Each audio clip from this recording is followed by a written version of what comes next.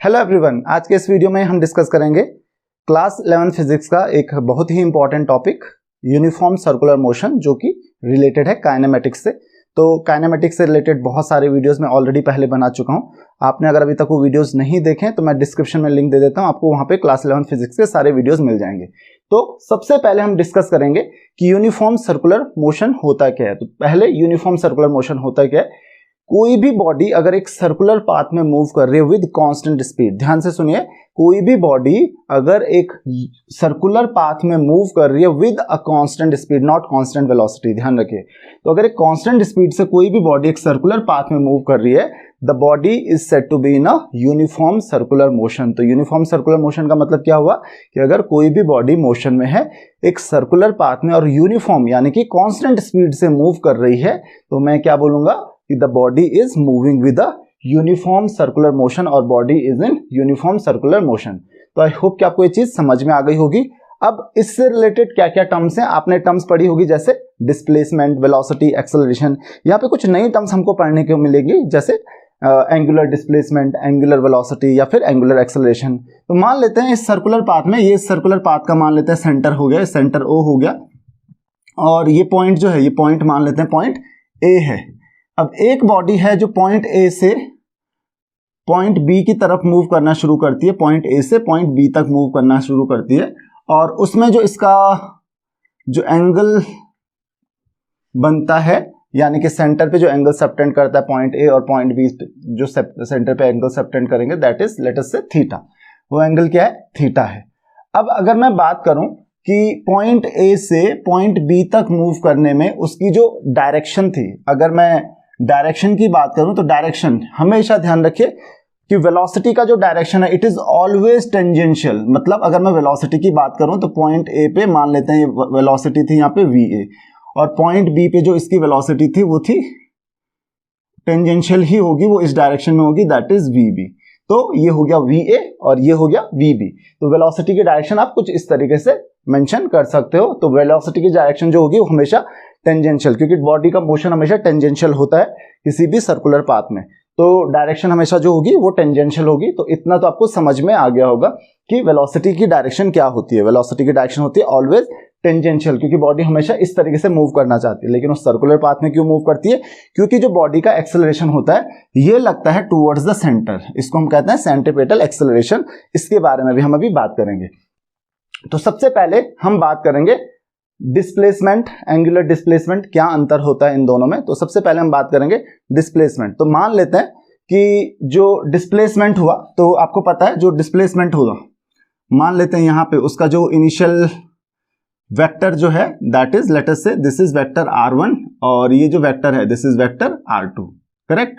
अब r1 से लेके r2 तक गया, करेक्ट, r1 से हम r2 तक गए, ठीक है।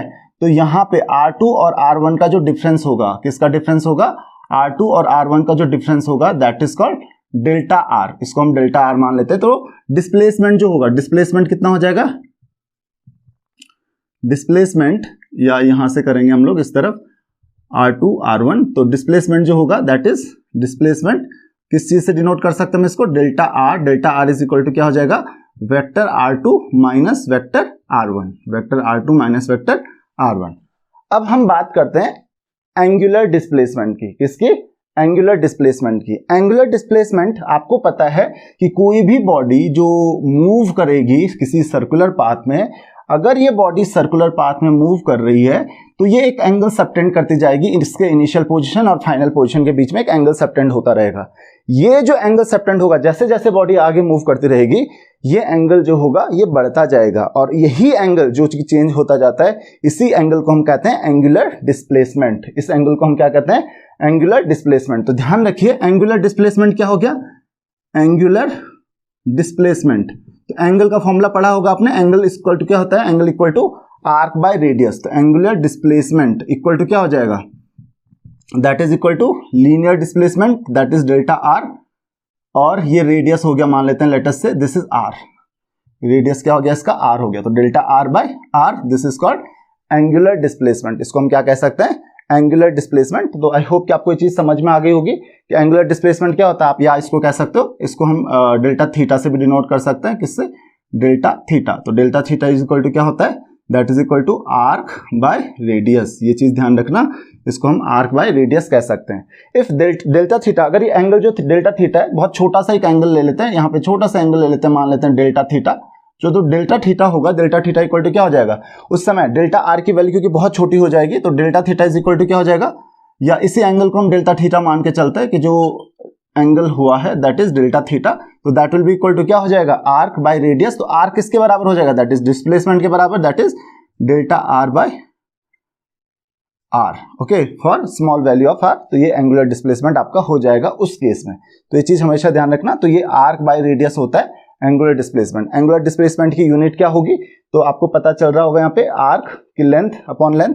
तो यानी कि ये ऑलमोस्ट यूनिटलेस है, वैसे रेडियन बोल सकते हो आप इसको, क्योंकि एंगल है यहाँ पे, तो रेडियन इसकी यूनिट हो जाएगी एंगुलर डिस्प्लेसमेंट की। तो क्योंकि आपने जो एंगल का फॉर्मूला पढ़ा है ये रेडियन की फॉर्म में होता है, डिग्री की फॉर्म में नहीं होता है। तो आई होप कि आपको इतना समझ में आ गया होगा।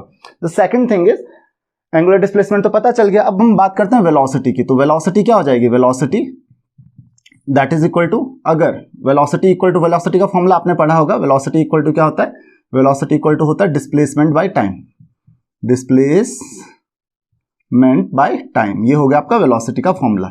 अब डिस्प्लेसमेंट बाय टाइम यानी कि डिस्प्लेसमेंट कितना हो गया, दैट इज, या आप इसको v से डिनोट कर सकते हो, तो you can say v is equal to displacement कितना हो रहा है यहाँ पे, that is r2 minus r1, you can say delta r divided by, let us say time कितना लग रहा है उसमें, डेल्टा t। टाइम कितना लग रहा है, डेल्टा t टाइम लग रहा है। तो आई होप कि आपको ये चीज समझ में आ गई होगी।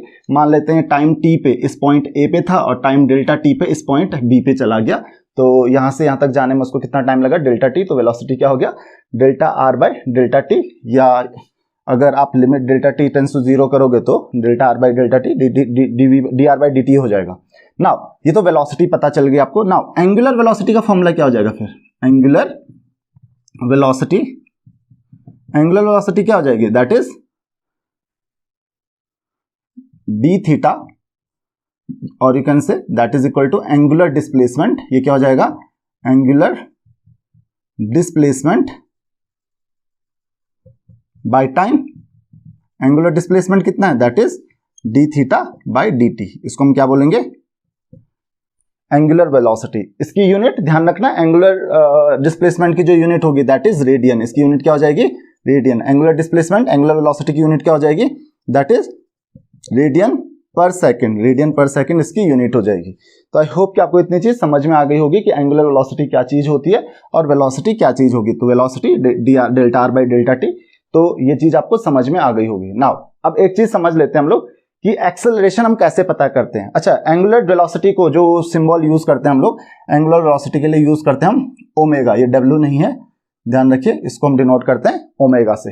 नाउ अब बात करते हैं एक्सेलरेशन की। तो एक्सेलरेशन जो होता है जिसको हम सेंट्रीपिटल एक्सेलरेशन भी कहते हैं, क्योंकि एक सिंपल सी चीज है, अगर किसी भी बॉडी को आप मूव कर रहे हो कौन से पाथ में, एक सर्कुलर पाथ में। अब आपको पता है कि जो बॉडी है वो it always tends to move in a straight line, वो हमेशा एक टेंजेंशियल पाथ फॉलो करना चाहेगी। अगर आपको उसको सर्कल में मूव करते रहना है, किसी पॉइंट के अराउंड मूव करते रहना है, तो आपको एक एक्सेलरेशन लगाना पड़ेगा टुवर्ड्स द सेंटर, जिसको हम कहते हैं सेंट्रीपिटल एक्सेलरेशन। और एक्सेलरेशन की जो हमेशा डायरेक्शन होती है ये होती है टुवर्ड्स द सेंटर। तो जो सेंट्रीपिटल एक्सेलरेशन लगेगा that is a, that will be equal to how much, that is equal to delta v by delta t. ये हो जाएगा आपका सेंट्रीपिटल एक्सेलरेशन। तो आई होप कि आपको ये चीज समझ में आ गई होगी कि सेंट्रीपिटल एक्सेलरेशन हम कैसे पता कर लेते हैं या एक्सेलरेशन हम कैसे पता करते हैं। अब जरा एक आइडिया लगाते हैं, एक फॉर्मूला डिराइव करते हैं कि हम कैसे बाकी टर्म्स में हम एक्सेलरेशन की वैल्यू पता करेंगे। तो चलिए, तो ये delta theta by delta T वाला कॉन्सेप्ट आपको समझ में आ गया होगा। और सेंट्रीपिटल एक्सेलरेशन क्या होता है, that is delta we by delta T. इसकी वैल्यू पता करेंगे। अभी डेल्टा वी की क्या होती है, चेंज इन वेलोसिटी, और वहां से हम सेंट्रीपिटल एक्सेलरेशन कैलकुलेट कर लेंगे। और वहां से एंगुलर एक्सेलरेशन जिसको आप डिनोट करते हो किससे, angular acceleration. Angular acceleration is equal to क्या होता है, that is equal to angular velocity या change in angular velocity, you can say change in angular velocity by time taken, velocity by time. ये क्या हो गया आपका सेंट्रीपिटल एक्सेलरेशन हो गया। तो change in angular velocity that is you can से dv नॉट dv और यू कैन से d omega delta omega divided by delta t। तो ये क्या हो गया आपका एंगुलर एक्सेलरेशन हो गया। बड़ा सिंपल है। अब हम सेंट्रीपिटल एक्सेलरेशन डिराइव करते हैं। तो यहाँ पे एक चीज क्लियरली देखिए कि जो va की डायरेक्शन है, va की डायरेक्शन कुछ इस तरीके से है, करेक्ट। तो va जो है वो r1 के परपेंडिकुलर है, आप क्लियरली देख सकते हो यहाँ पे। और जो vb है, vb ये va की डायरेक्शन है, और जो vb है, vb देखिए vb किसके परपेंडिकुलर है, vb जो है वो किसके परपेंडिकुलर है, vb परपेंडिकुलर है किसके, यहाँ पे मैं vb बना लेता हूं, vb परपेंडिकुलर है r2 के। तो ये हो गई vb की डायरेक्शन, करेक्ट। ये va की डायरेक्शन थी और ये vb की डायरेक्शन थी। अब अगर मैं बात करूं चेंज इन वेलोसिटी की, यानी कि डेल्टा v, अच्छा अगर इनके बीच में r1 और r2 के बीच में जो एंगल है वो डेल्टा थीटा है, तो va और vb के बीच में भी एंगल क्या हो जाएगा, दैट इज डेल्टा थीटा। तो डेल्टा थीटा इक्वल टू क्या हो जाएगा, दोनों के बीच का एंगल। अब यहाँ पे एक चीज क्लियरली देखिए कि जो मैग्नीट्यूड है, देखिए r1 का जो मैग्नीट्यूड है और r2 का मैग्नीट्यूड है वो सेम होगा। तो इसीलिए va और v के मैग्नीट्यूड की बात कर रहा हूं मैं, वो सेम होगा क्योंकि स्पीड सेम है। तो वेलोसिटी का मैग्नीट्यूड जो होता है वो स्पीड होती है, तो मैग्नीट्यूड va और vb का भी सेम होगा। तो यानी कि जो ये ट्राइंगल है, कौन सा, यहाँ पे OAB ट्राइंगल है, और यहाँ पे हम कुछ भी मान लेते हैं, PQR मान लेते हैं, PQR, ये दोनों ट्राइंगल जो है आपको सिमिलर लगेंगे, सिमिलर होंगे एक्चुअल में। ये हो जाएगा आपका delta v is change in velocity that is vb minus, तो delta v is equal to क्या हो जाएगा, delta v is equal to vb minus va, that is vb minus va is delta v। अब आपको एक चीज समझानी है यहां से, क्योंकि दोनों ट्राइंगल सिमिलर है, कौन से, OAB एंड PQR, ये दोनों ट्राइंगल क्या है, सिमिलर है। क्यों सिमिलर है, एंगल देखो सेम है, VA और VB, क्योंकि कांस्टेंट स्पीड है तो VA और VB का मैग्नीट्यूड क्या हो जाएगा, उनकी जो डिस्टेंस होगी वो सेम होगी। और आप यूज कर सकते हो SAS प्रॉपर्टी, उससे दोनों ट्राइंगल क्या हो जाएंगे, सिमिलर हो जाएंगे। तो यहाँ पे मैं आप लोग मेंशन कर लीजिएगा, सिंस कि जो ट्राइंगल है, triangle OAB is similar to triangle PQR। तो यहां से क्या हो जाएगा, अगर ये सिमिलर है तो हम केवल मैग्नीट्यूड ले लेते हैं कि dv delta v upon v equal to क्या है, v इक्वल टू, ध्यान रखना, v equal to magnitude of velocity, जिसको आप स्पीड कह सकते हो, मैग्नीट्यूड ऑफ वेलोसिटी वो v है, वो वेलोसिटी का मैग्नीट्यूड क्या है, v है। तो डेल्टा v बाई v जो होगा that is equal to delta r by r। r क्या है, रेडियस है, तो r रेडियस है, तो डेल्टा r ये रहा बाई r, क्यों, वही सिमिलैरिटी, जो सिमिलैरिटी की प्रॉपर्टी होती है। तो SAS से आपने सिमिलर प्रूव कर लिया, और वहां से हमने प्रॉपर्टी यूज कर ली कि साइड्स का जो रेशियो होता है करस्पॉन्डिंग साइड्स का वो सेम होता है। तो delta v by v is equal to delta r by r हो जाएगा। तो यहां से आपको क्या मिलेगा, delta v is equal to क्या मिल जाएगा आपको, delta v is equal to delta r या v by r into delta r। Now तो ये मिल गई आपको वैल्यू डेल्टा v की। नाउ अब एक चीज करते हैं हम लोग, एंगुलर एक्सेलरेशन जो होगा that is a is equal to क्या होता है, delta v by delta t, correct. और you can say that is equal to v, delta v की वैल्यू पुट करते हैं तो that is v by r, या हाँ v by r, delta v की वैल्यू क्या है, v by r into delta r by delta t है यहाँ पे, बाई डेल्टा t।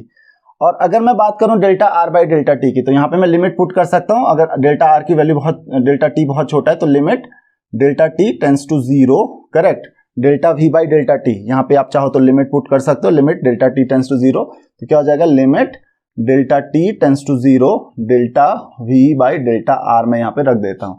और आपको पता है क्या है, sorry, delta v by delta t, delta v by delta t क्या होता है, दैट इज सेंट्रीपिटल एक्सेलरेशन। और you can say a is equal to क्या आ रहा है यहाँ से, v स्क्वायर, क्योंकि ये क्या हो जाएगा, delta v by delta t is velocity, correct. तो velocity v square by r, ये आपको क्या मिल जाएगा, a की वैल्यू मिल जाएगी। तो आई होप कि आपको ये चीज समझ में आ गई होगी।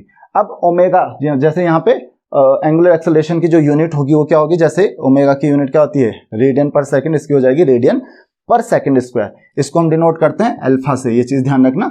तो अगर एक्सेलरेशन आपको मिल गया तो यहां से आप एंगुलर एक्सेलरेशन भी कैलकुलेट कर सकते हो। तो angular acceleration is equal to क्या हो जाएगा, a बाई r। उसी तरीके से एंगुलर वेलोसिटी जो हो जाएगी omega is equal to v by r। Divided by radius, बस रेडियस से आप डिवाइड करते रहोगे तो आपको ये सारी चीजें मिल जाएंगी। तो आई होप कि आपको ये कॉन्सेप्ट समझ में आ गया होगा कि यूनिफॉर्म एक्सेलरेशन का कॉन्सेप्ट क्या है, क्या होता है एंगुलर डिस्प्लेसमेंट, एंगुलर वेलोसिटी और एंगुलर एक्सेलरेशन। जस्ट आपको रेडियस से डिवाइड करना, और क्यों डिवाइड करना, क्योंकि हम एंगल की बात कर रहे हैं, कितना एंगल उसने सबटेंड किया है। तो एंगल इज इक्वल टू क्या होता है, आर्क बाय रेडियस। आर्क अगर हम बहुत छोटा सा लेते हैं, क्योंकि एंगल बहुत छोटा सा अगर वो सबटेंड करता है तो वहां से ये सारे फॉर्मूले जनरेट हो जाते हैं। तो सब में आप लिमिट लगा सकते हो। तो आई होप कि आपको ये चीज समझ में आ गई होगी कि यूनिफॉर्म सर्कुलर मोशन होता क्या है, और वहां पे जो एंगुलर एक्सेलरेशन आता है या जिसको आप सेंट्रीपिटल एक्सेलरेशन कहते हो, उसकी वैल्यू क्या होती है, v²/r होती है। ये कहां से आई है। So this is all in this video. अगर आपकी कोई भी क्वेरीज है तो आप मुझे कमेंट्स में क्वेश्चंस पूछ सकते हैं। इसके अलावा आप फेसबुक और इंस्टाग्राम पे भी फॉलो कर सकते हैं। See you in the next video. Thank you very much.